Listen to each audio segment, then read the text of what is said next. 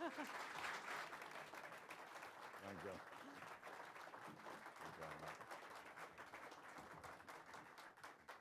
Hello, everyone, to our guests here at Facebook and our guests watching online. My name is David Fisher, and I'm with Facebook. And it's a real pleasure this morning to welcome one of the great leaders of our times, President of Israel, Shimon Peres. For almost anyone, it's a noble pursuit to serve your country, to serve the public. And there are those public servants who do that for several years, in some cases even a decade or 2 decades. But our guest this morning is someone who's served his country longer and in more ways than anyone, I would guess, in the world. For 6.5 decades, basically the entirety of the history of the State of Israel, Shimon Peres has served his country in numerous capacities, twice as Prime Minister, as Foreign Minister, as Minister of Finance, as Minister of Defense, in many, many other capacities. He is, of course, also a winner of the Nobel Prize for Peace in 1994. And if you actually go back, his service to his country begins before Israel was even a country. In the 1940s, as Israel was fighting to come into existence, he served right alongside David Ben-Gurion, the father of modern Israel, and then alongside him when Ben-Gurion became the first prime minister. And I was thinking about this in the context of the U.S., and to put it in terms some of us here in the audience today and watching online might understand. This is the equivalent, imagine if someone had fought alongside George Washington in the Revolutionary War, worked with him when he became president, and then served with the next 14 presidents into the 1850s, twice serving as president himself. That gives you a sense of the magnitude of the service of our guest today. But what's most impressive is not looking back, but is that he is a man who is always looking forward, a man with boundless energy and spirit and many passions, among them today, brain research, nanotechnology, and very importantly, the pursuit of peace. In 1996, he founded the Peres Center for Peace, which is working tirelessly towards bringing peace to the region in the Middle East. We're going to have a conversation this morning with Facebook's Chief Operating Officer, Sheryl Sandberg, and we will also be broadcasting online and taking your questions as we live stream this event online. So we invite all of you watching online, if you have a question for President Peres, to please click the green Talk to Us button and submit your questions. And a little bit later in this conversation, we will take as many of your questions online as possible. So it is now my distinct honor and privilege to introduce and welcome to Facebook President Shimon Peres of Israel, joined by Facebook Chief Operating Officer Sheryl Sandberg. Thank you. Thank you very much. So welcome to Facebook. Thank you, Sheryl. It is an honor to have you here. Thank everyone online and everyone in person for joining us. So it's great for us to have an opportunity to talk to you. We're going to talk about politics. We're going to talk about technology. And we're going to do something way more important than that, which is launch your Facebook page. Thank you very much. It's a big day. So I'm going to start where David left off. David said it better than I could, which is you've served your country and you've served in the world as a leader for so long.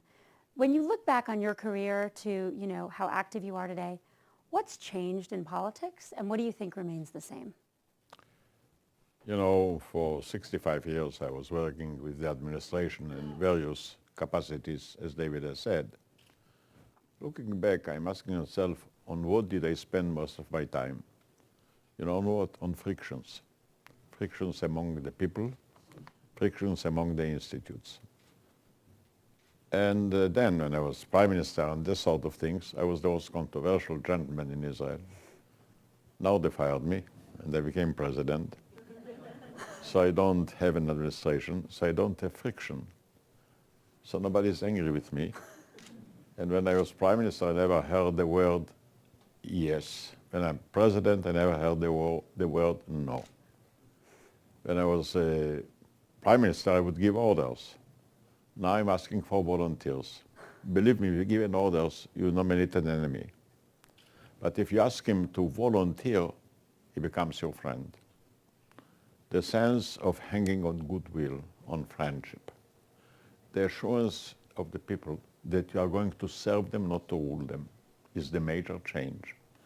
I think governments are out of business. They cannot give orders anymore. And the people are today affecting the governments more than the other way around. And I mean, the politicians are in poor shape. If they're in Egypt, they have to face stones. If they are in California, they have to face polls. Every morning, a great deal of criticism. Whereas the real reasons for government or measures of government, economy and security, is no longer in the hands of the government. It became global. Globality affects every government, but there is no government that affects globality. So we have a global world without a global government. Economically, we are doing well. Security is a catastrophe.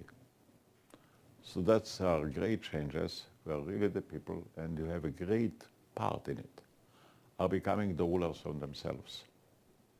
No longer arrested in the prison of administration, of norms, of control. It's an era of freedom, but also a worry that freedom will not become wilderness. There we are. Wow, a lot of change. Right, yes. And it's a good segue to technology. So technology is hugely important to Israel. And Israel, I think, stands among many countries as a country that has really not just embraced technology, but become a startup nation, as other nations have referred to it. The technology sector in Israel itself is thriving. I think we'd love to know, why do you think that's true? How has Israel been able to do that? And what impact do you think that will have on the world? Well, we became so involved in technology and science for a simple reason. We have nothing else to do. The middle of the desert and all? I'm not laughing. I'm not laughing, you know. We came to a country, a small piece of land. The land was not particularly friendly. Swamps in the north and deserts in the south. We didn't have water. We have one river which is very famous, the Jordan River. But there is more history in the river than water. It's not the water for irrigation. We have two lakes, one dead, the other is dying. So we don't have any natural resources, neither gold nor silver. So we looked around, we have nothing. And then we discovered that we have something which is more important than all the other things. That is the human being. Actually, the greatest natural resource is the women and the man. I like the order. Well, no, everybody. And I think it's a case where people enrich the land more than the land enrich the people. And then today we have one of the best agricultures on earth. Without land, without water, 95% high-tech. Every farmer became a scientist. Every kibbutz became a laboratory. And usually think that agriculture is very conservative. No, it's revolutionary. The ladies, for example,